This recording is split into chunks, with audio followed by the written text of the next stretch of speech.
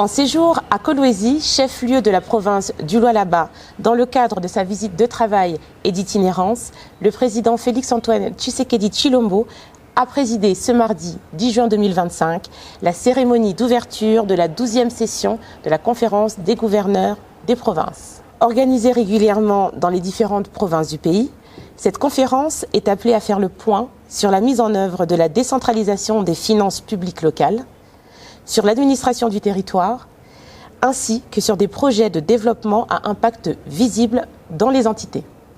Le chef de l'État a, dans son discours d'ouverture des travaux, exprimé sa profonde gratitude à la population du Lualaba qui lui a réservé un accueil particulièrement chaleureux. Le président de la République a ensuite relevé l'importance capitale que revêt le thème de la 12e session intitulée « La santé, facteur de cohésion sociale et du développement durable des provinces ». Pour le chef de l'État, la santé n'est pas seulement un droit fondamental. Elle est le socle de la cohésion nationale, du progrès économique et du développement durable. Elle symbolise notre aspiration collective à la justice sociale, à la dignité humaine et à la paix, a ainsi dit le président de la République. En début de soirée, les gouverneurs de province ont été présentés au chef de l'État. La conférence des gouverneurs de province va normalement se clôturer le vendredi 13 juin 2025. Toujours ce mardi 10 juin, le président de la République a inauguré le bâtiment du nouveau siège provincial de la Commission électorale nationale indépendante, CENI en sigle. Il s'agit d'un bâtiment moderne de 900 mètres carrés, construit sur fonds propres du gouvernement provincial du Lualaba. Cette nouvelle acquisition met un terme au statut de locataire de la commission. Et enfin, la journée s'est clôturée par la présentation des rapports des provinces devant le chef de l'État à huis clos à la 12e session de la conférence des gouverneurs.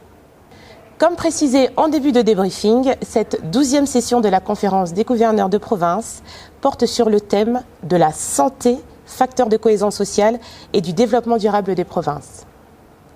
C'est dans cet esprit que nous recevons ce soir le docteur Polydore Bongani Kabila, coordonnateur du Conseil national de la couverture santé universelle, CNCSU en sigle.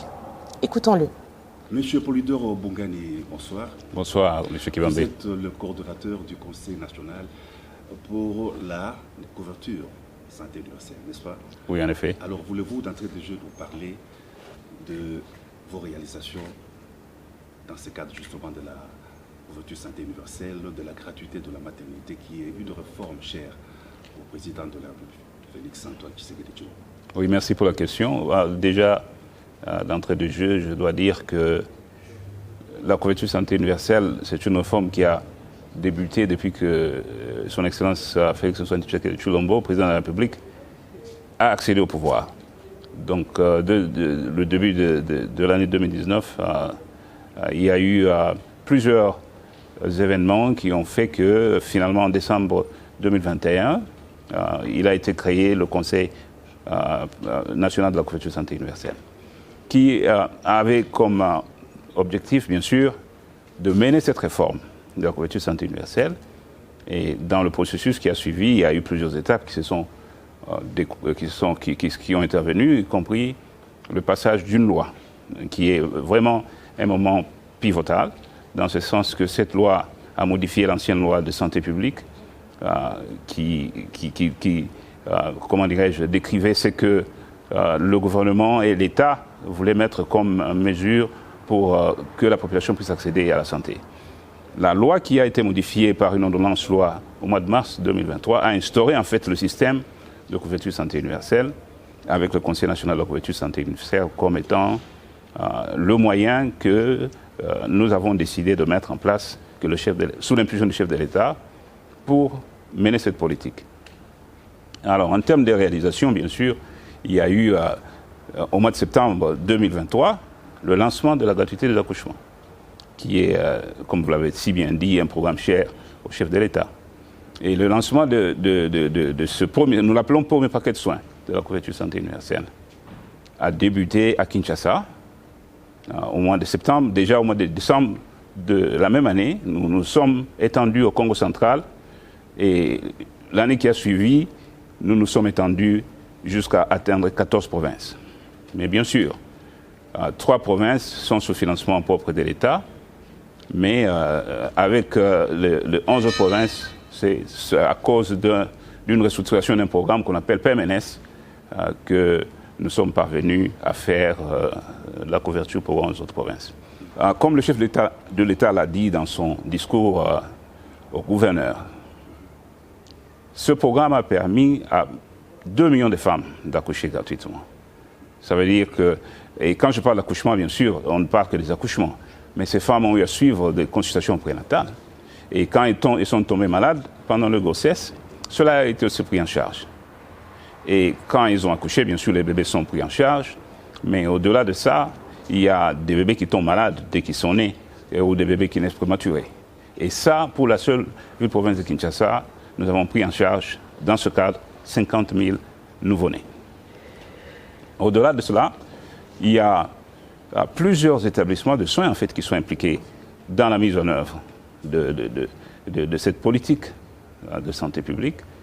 Notamment, si nous comptons toutes les provinces qui sont impliquées, nous sommes à peu près 4 600 établissements de soins qui sont impliqués dans le programme, mais dont beaucoup ont été réhabilités. Parce que, comme vous savez, la définition de la couverture santé universelle, c'est offrir des soins de qualité, tout en s'assurant d'une protection financière des utilisateurs. Et c'est donc dans ce sens qu'il y a des établissements qui ont été réhabilités, équipés, et dans le processus, nous approvisionnons aussi les établissements en médicaments. Voilà. Vous êtes quand même confronté à des difficultés, absolument, oui. À des défis. On parle, par exemple, de vos partenaires, de certains de vos partenaires qui menacent de s'engager par rapport à la gratuité de la maternité. Qu'est-ce que vous en dites? Oui, tout à fait. Je ne pense pas qu'il y ait une réforme qui peut se faire sans qu'il y ait des défis ou des obstacles. On n'a jamais eu la couverture santé universelle en RDC, donc c'est une première expérience, et c'est un processus apprenant. Et donc, les difficultés pour nous, les défis ne sont jamais pour nous des obstacles à continuer, en fait. C'est plutôt, ça nous stimule à faire mieux. Et donc, en termes de défis, moi, je dirais que nous en avons rencontré. Il y a eu des défis du financement, bien sûr, de la couverture santé universelle dans ce premier paquet de soins, parce que, rappelez-vous, on parle de la gratuité, mais ce n'est pas gratuit, en fait. C'est une subvention de l'État. L'État donne des fonds. Déjà, pour démarrer, l'État avait dû donner 42 millions de dollars pour démarrer le programme. Et donc, ce n'est pas gratuit. Et pour ça, il faut pérenniser ce financement d'une certaine manière. Les défis ne manquent pas. Et en fait, en termes de financement, comme vous savez, le gouvernement, quand nous avons démarré le programme de la gratuité des accouchements et de la prise en charge des nouveau-nés, avait mis à la disposition du programme 42 millions de dollars. Mais par la suite, nous nous sommes confrontés à certaines difficultés sur le plan du financement. Nul n'ignore que nous sommes confrontés à une agression, l'agression du Rwanda, qui est complètement injustifiée et qui a fait que nous n'avons pu... il fallait bien sûr prioriser les dépenses de sécurité avant toute chose. Et donc ça a affecté la capacité du gouvernement à mobiliser suffisamment de ressources pour ce programme à temps. Mais cela ne les a pas empêchés de continuer à chercher des moyens. Et je peux vous dire déjà que nous sommes en train de repayer les arriérés. Concrètement, qu'est-ce que cela signifie? Il y avait des arriérés qui remontaient jusque, je dirais, au mois d'août, pas en totalité, au mois d'août 2024. Mais nous avons payé, avec les financements qui nous ont été octroyés au cours de cette année, tous les arriérés du mois d'août, du mois de septembre et du mois d'octobre. Et nous avons payé 50% des arriérés du mois de novembre et du mois de décembre. Et maintenant, nous venons encore de recevoir un autre financement de l'État qui va nous permettre d'apurer toute la dette de 2024 et de commencer à apurer une partie de la dette de 2025. Alors, il y a un établissement, parce que ça fait toller, c'est partout, c'est l'établissement Moncole, qui prétend n'avoir pas reçu de financement dans le cadre de la gratuité depuis octobre 2024. Des informations à ma possession et qui me viennent du Fonds de solidarité de santé, qui est l'établissement public qui paie les prestations, démontrent qu'ils ont en fait reçu depuis le début de cette année un montant au-delà de 150 000 dollars. Donc moi je ne comprends pas d'où vient cette information et elle est fausse. Donc, et là, nous sommes engagés dans une discussion avec eux parce que nous sommes des partenaires. Et en tant que partenaires, on peut se retrouver qu'on est dans une difficulté. Mais cela, c'est traité entre partenaires. Voilà ce que nous disons à ce propos. Il y a eu aussi BDOM. Je peux vous garantir que le problème de BDOM, il faut oublier parce que nous avons eu des entretiens. Moi-même, personnellement, j'ai eu des entretiens avec BDOM le 2 juin et nous avons réglé la question. Et aujourd'hui, ils ont encore discuté avec le Fonds de sécurité de santé et nous nous sommes mis d'accord pour continuer notre collaboration sans interruption. Voilà. Alors, quelles sont les perspectives d'avenir? Il a été prévu que la couverture santé universelle s'étende en province, la gratuité de la maternité s'étende en province. Où en est-on? Alors, vous avez suivi le discours du chef de l'État, n'est-ce pas? Il a parlé de nouvelles étapes dans cette marche vers la couverture santé universelle. Je pourrais commencer par dire que la gratuité des accouchements, c'est le premier paquet de soins de la couverture santé universelle. Ce n'est pas ça la couverture santé universelle. Parce qu'au-delà, bien sûr, de la santé de la mère et du nouveau-né, il y a tous les autres problèmes de santé publique. Ce que nous appelons les problèmes de base. Donc, la majorité d'entre nous, nous ne tombons pas enceintes, en fait. Donc, il y a d'autres problèmes de santé qui nous amènent à aller voir et à consulter les médecins. Et donc, la prochaine étape, c'était de mettre en place le paquet de base de la couverture santé universelle, et qui comprend plusieurs prestations telles que les consultations, l'hospitalisation, les chirurgies, tant orthopédiques qu'autres, ainsi que les soins palliatifs et l'autre, mais qui exclut bien sûr certaines interventions telles que les accidents de travail, parce que ça c'est couvert dans le cadre de la CNCS et de la CNSAP. Donc ça c'est pas du domaine de ce qui peut être couvert par la couverture santé universelle, même si par la suite nous pouvons avoir des arrangements avec eux pour aussi couvrir ces problèmes. Et donc, alors, comment on va couvrir ce paquet? Ce n'est pas la gratuité. Ça ne sera pas par un programme de gratuité. C'est ce que le chef de l'État a annoncé en disant que nous allons opérationnaliser l'assurance maladie obligatoire.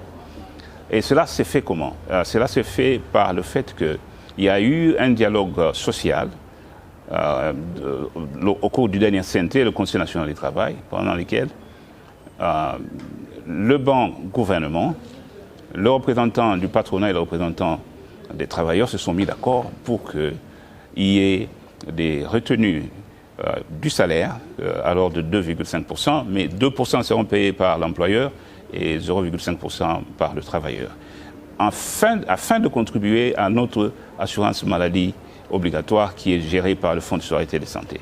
Et ça va nous permettre donc d'offrir les paquets de soins que j'ai décrits un peu plus tôt. Mais on ne va pas s'arrêter à cela.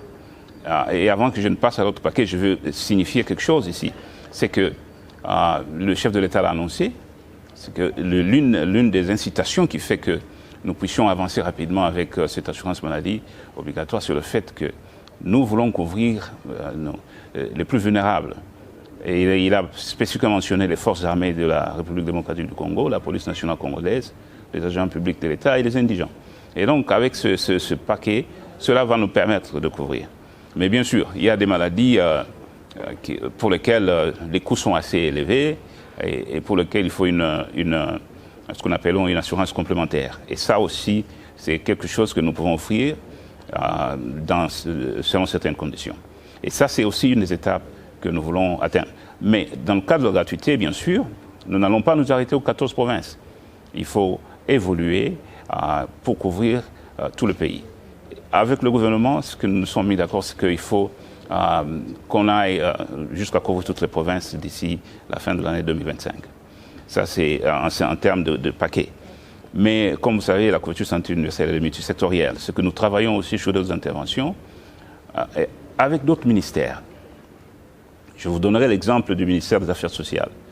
Par exemple, avec que nous travaillons pour arriver à identifier les indigents à travers un registre unique des indigents, ce qui nous permettra en ce moment-là de dire au gouvernement voilà le nombre d'indigents qu'il y a en ADC et qui ont besoin de couverture par un subventionnement de l'État autant qu'on le fait avec la gratuité. Il y a aussi d'autres interventions. Par exemple, nous venons de finaliser une étude de faisabilité qui a été faite conjointement avec plusieurs ministères à la fois. Donc il y a eu le ministère de la Santé, bien sûr, le ministère du Plan et le ministère de l'Industrie.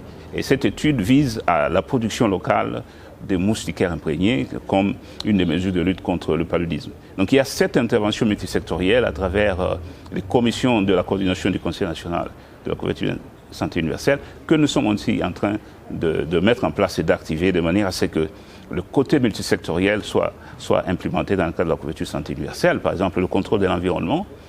Dans ce projet particulier de moustiquaires, une des approches qui a été recommandée, c'est le recyclage du plastique. Vous savez que ça, c'est un problème environnemental, mais c'est un problème qui cause des inondations à Kinshasa, par exemple. Et donc, si nous parvenons à commencer à utiliser le plastique et pour la fabrication des moustiquaires, c'est un problème qui peut être résolu, mais résoudre aussi un autre problème de santé publique.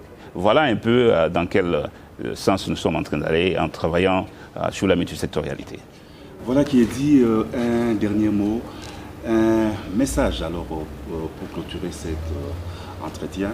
Et vous êtes face à la caméra.